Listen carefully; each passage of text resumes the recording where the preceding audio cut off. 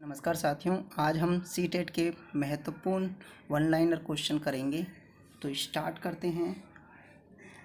पहला क्वेश्चन है, शिक्षक को बाल प्रकृति का ज्ञान क्यों होना चाहिए? क्योंकि वह अपने छात्रों को भी आशावादी बना सके। शिक्षक को आशावादी क्यों होना चाहिए? कभी कभी शिक्षक को स्वयं नेतृत्व ग्रहण करके छात्रों को यह बताना पड़ता है कि उन्हें क्या करना है। अच्छे शिक्षक के नेतृत्व में गुण होते हैं। कारण बताइए। उसे प्रभावशाली ढंग से पढ़ाने योग्य बनाती है। शिक्षक को मनोविज्ञान की जानकारी उसके शिक्षण कार्य में उसकी सहायता कैसे करती है? इसके अभाव में वह अपने छात्रों के मस्तिष्क को परखर नहीं बना सकता है। शिक्षक को अपने विषय का पूर्ण ज्ञान होना चाहिए, क्योंकि इस प्रकार वह अपने विचार छात्रों के समक्ष आसानी से रख सकता है। योग्य शिक्षक का भाषा पर अधिकार क्यों होना चाहिए? पूर्णतया सहमत या असहमत? तो इसका राइट आंसर है पूर्णतया सहमत। क्या आप इस कथन से सहमत हैं? शिक्षा की किसी भी योजना में शिक्षक का केंद्रीय स्थान होता है, मतलब प्राइमरी प्लेस होता है। तो इसका राइट आंसर है अपना कार्य तत्परता से कर सकता है। शिक्षक का अच्छा स्वास्थ्य है उसे अपने व्यवसाय में किस प्रकार सहायता करता है? पाठ्यक्रम से शिक्षक को क्या लाभ होता है? शिक्षक को विद्यालय में क्या कार्य करने चाहिए उसका ज्ञान हो जाता है। छात्रों में खेल के प्रति रुचि पैदा करने हेतु क्या करेंगे? खेलों के महत्व के बारे में भाषण देंगे, स्वयं उनके साथ खेलेंगे और अच्छे खिलाड़ियों के उदाहरण उनको देंगे। अपने छात्रों को दंडित करने के लिए आप ऐसे बालकों को बुलाकर उन्हें समझाएंगे और उनके बारे में निर्णय लेंगे। आपकी राय में व्यावसायिक निर्देशन का कार्यभार किसके ऊपर होना चाहिए? न विद्यालय को शिक्षकों के ऊपर, न प्राचार्य पर, न ही शिक्षा विभाग पर। प्राइवेट शिक्षण केंद्रों का मुख्य उद्देश्य होता है परीक्षा पास कराना, धन कमाना, विद्यालयों की कमी को पूरा करना। एक शिक्षक को वृत्ति संतोष उस समय प्राप्त होना चाहिए जबकि उसके विद्यार्थी जीवन में सफल हों। वह शिक्षक अपने विद्यार्थियों में तनाव उत्पन्न करते हैं जो स्वयं अज्ञानी होते हैं। शरारती छात्रों के साथ शिक्षक का मुख्य उद्देश्य क्या होना चाहिए? वह विनम्र होना चाहिए और सहनशील होना चाहिए। आपके विचार से अच्छे शिक्षक का मुख्य उद्देश्य क्या होना चाहिए? जीवन के नए मूल्यों के बारे में जानकारी, नए विचारों व परिवर्तनों का स्वागत करना आना चाहिए। अच्छे शिक्षक वही है जो सबके साथ प्रेम पूर्वक सहानुभूति रखता हो। आप शिक्षक होने के नाते साथी चुनने की पूरी स्वतंत्रता पर किसे साथी चुनेंगे? जो अपने बाह्य स्वरूप, कपड़े आदि पर ध्यान न देता हो। आगे है, शिक्षक होने के कारण विद्यालय की पत्रिका में किस विषय पर लेख लिखना चाहेंगे? विद्यालय में भाईचारे की भावना का छात्रों में विकास करना। कक्षा में पढ़ाते समय शिक्षक को ध्यान देना चाहिए। सैमपट कार्य की विषय सामग्री महत्वपूर्ण होनी चाहिए।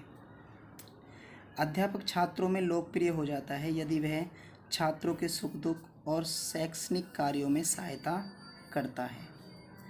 आपके विचार में निम्नलिखित में से कौन सा गुण एक सफल अध्यापक होने के लिए अधिक आवश्यक है? विषय वस्तु का समुचित ज्ञान होना, मतलब विषय वस्तु की संपूर्ण जानकारी होना। विद्यार्थी अध्यापक का सर्वाधिक आदर करेंगे यदि वह अपने कार्य के प्रति निष्ठावान हों। आप अध्यापक बनना चाहते हैं समाज को आदर्श एवं स्वस्थ जीवन प्रदान करने के लिए। अध्यापक समाज का आदर्श पुरुष माना जाता है तो उसकी प्रवृत्ति कैसी होगी? त्यागमयी। शिक्षक बहुधा अपनी कक्षा का सामना नहीं कर पाते क्योंकि उनमें आत्मविश्वास की कमी होती है।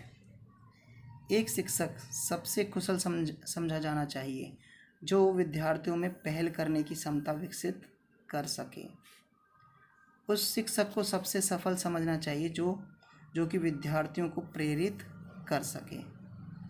कक्षा शिक्षण की व्यवस्था निर्भर करती है शिक्षक की व्यावसायिक निपुणता पर।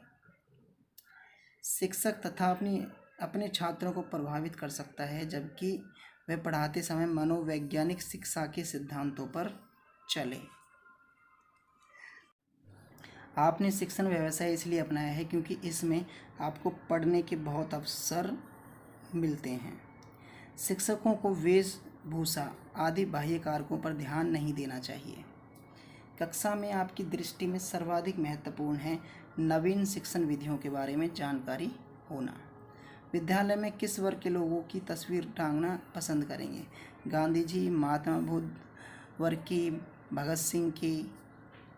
किस प्रकार के शिक्षक छात्रों से खुश रहते हैं? जो हर बार खुलकर कहते हों। परीक्षा की कॉपियां जांचते समय शिक्षक को उनके लिखित प्रश्नों की संख्या पर ध्यान नहीं देना चाहिए। आपके विचार से शिक्षकों का सर्वाधिक महत्वपूर्ण गुण है निष्पक्ष रूप से निर्णय लेने का। ऐसे लोगों को शिक्षण में ध्यान नहीं देना चाहिए जो हमेशा आदतों, ढंगों और समय के लिए परेशान रहते हों। आजकल समाज शिक्षकों को अच्छी नज़र से नहीं देखता है। इसका क्या कारण हो सकता है? अधिक ट्यूशन देते हैं, अपना कार्य लगन से नहीं करते हैं और राजनीति में सक्रिय भाग लेते हैं। शिक्षक का व्यक्तित्व आकर्षक क्यों होना चाहिए?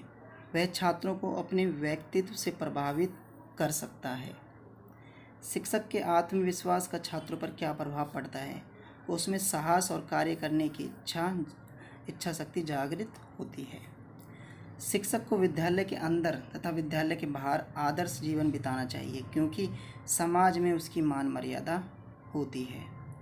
विद्यालय में शिक्षक का प्रमुख कार्य होता है शिक्षण कार्य आयोजित कराना। आप निम्नलिखित में से किसे सर्वोत्तम शिक्षक मानेंगे? जो छात्रों में अंत्यक्रिया को प्रोत्साहित करता हो। एक शिक्षक के रूप में आप निम्नलिखित में से किस दायित्व को सर्वाधिक पसंद करेंगे? बालक की जन्मजात क्षमताओं के बारे में जानकारी होना, उनको विकसित करना। एक शिक्षक से आशा की जा सकती है उसकी आकांक्षाएं संतुलित हों। छात्र निम्नलिखित में से किस लक्षण के कारण शिक्षक को सर्वाधिक नापसंद करते हैं? उनके पक्षपातपूर्ण व्यवहार के कारण। एक सफल अध्यापक वह है जो विद्यार्थियों के विकास में रुचि लेता हो। आप किसको अच्छा शिक्षक मानते हैं? जो कर्तव्यनिष्ठ हो, ईमानदार हो। आप किस प्रकार के शिक्षकों के साथ संबंध नहीं रखना चाहते? जो मिलना जुलना पसंद करते हों। शिक्षक में कौन सा गुण सबसे महत्वपूर्ण होता है? छात्रों की कठिनाइयों, समस्याओं को दूर करना। शिक्षण व्यवसाय में महिलाओं की अधिकता क्यों होती है? क्योंकि ये बच्चों के साथ अधिक धैर्यपूर्वक व्यवहार करती हैं। शिक्षक आधुनिक समाज को अधिक लाभ दे सकते हैं जबकि विद्यार्थियों के सर्वांगीण विकास पर ध्यान दे सके। एक शिक्षक जो अपने कक्षा शिक्षण में स्नायुविक दुर्बलता दर्शाता है, बहुत अधिक संभव है कि वह पीड़ित है विश्वास की कमी से। मूल्यांकन का क्षेत्र होता है सीमित। मूल्यांकन को मापने की महत्वपूर्ण विधि है परिमाणात्मक विधि और गुणात्मक विधि। मूल्यांकन प्रत्यय है विस्तृत। मूल्यांकन एक कर्मिक प्रक्रिया है जो संपूर्ण शिक्षा प्रणाली का एक अभिन्न अंग है और यह शैक्षिक उद्देश्यों से घनिष्ठ रूप से संबंधित है।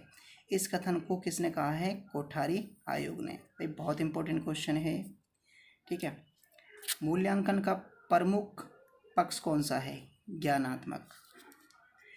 पाठ्यक्रम कलाकार शिक्षक के रूप के हाथ में एक साधन है जिससे वह अपने पदार्थ शिक्षार्थी को अपने आदर्श और उद्देश्य के अनुसार अपने कलात्मक विद्यालय में ढाल सके। यह कथन किसने कहा है?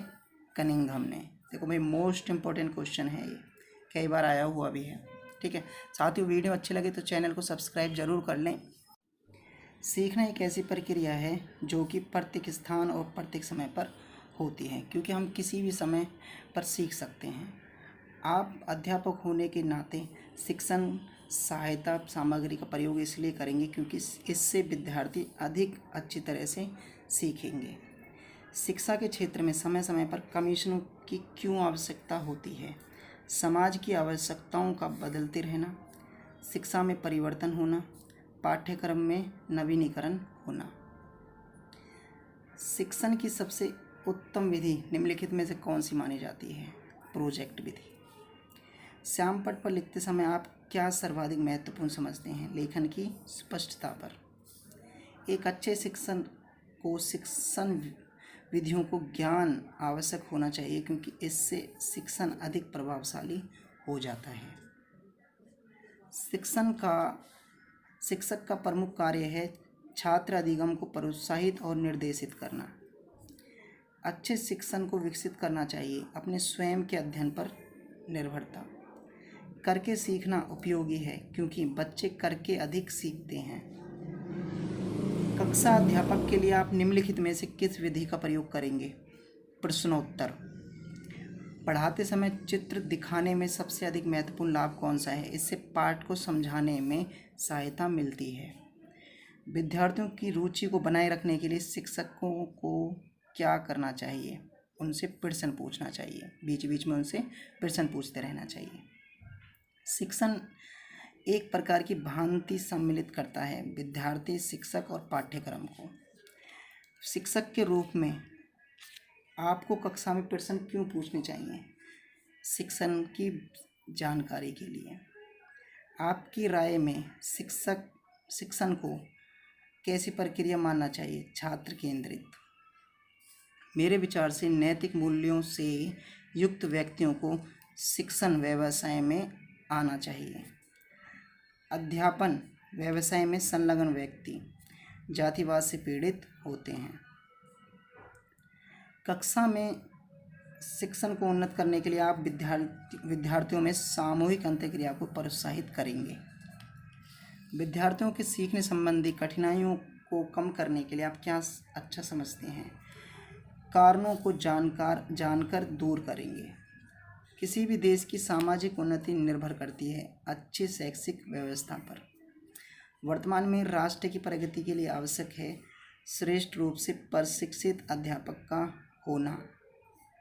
प्रश्नों की सहायता से शिक्षक पाठ समझाने में छात्रों का सहयोग प्राप्त कर सकता है। पढ़ाते समय अध्यापक को प्रश्न पूछते रहना चाहिए क्योंकि शिक्षा की प्रक्रिया में बालक का स्थान केंद्रीय होता है। साथ ही वीडियो अच्छी लगे तो चैनल को सब्सक्राइब ज़रूर कर लें और अपने दोस्तों को शेयर करना ना भूलें। Thank you.